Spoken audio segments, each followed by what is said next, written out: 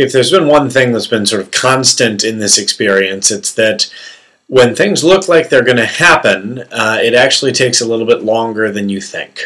So, welcome back to week 4. I've very little to report this week. Ruled out 2 different possible approaches to making money. One was joining the National Guard. You can read about that below. And the other was sleep studies. Sleep studies sound like they'd be, making money while you sleep, but actually there's some other things going on. I would have to go into a room and live in a hospital from somewhere between 7 and 14 days, depending on the study. The room would have no windows. I would have no outside contact at all for the entire time, and I would have no time-telling devices. And then they would just adjust the level of light in the room through the whole time, and I would sleep and not and whatever. It also included, in one study, having to stay awake while lying in bed for something between 20 and 70 hours while a lab tech is in there talking to me, trying to help me stay awake.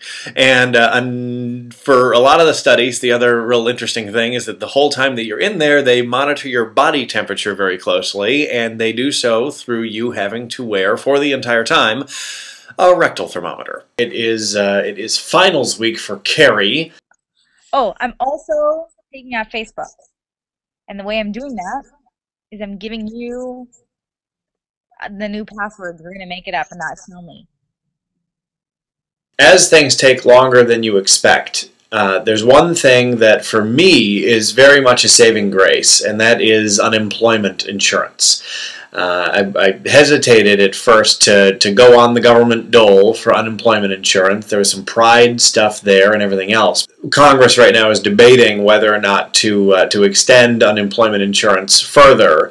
The unemployment rate in the United States is approaching 10%. And for a lot of people out there, unemployment insurance is the thing that is allowing them to keep the lights on, stay in their houses, keep food on the table for themselves and their families.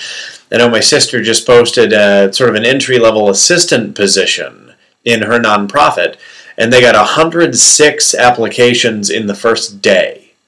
So it is a fiercely competitive job market out there, and the fact is people just aren't going to be able to find work for a little bit until the economy turns around. And I just wanted to put in my 2 cents of appreciation for the fact that it exists, I'm not sure what the policy origins of it were, but it is a godsend for me at the moment, and I know it's a very important part of the lives of many other people as they're transitioning into what's next after being separated from their employment. So should there be any members of Congress that stumble on to 80 till 30,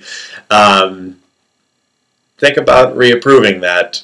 If we need to save money in the federal budget, there's a whole lot of different military programs that cost a hell of a lot more and do a hell of a lot less for the American people than unemployment insurance.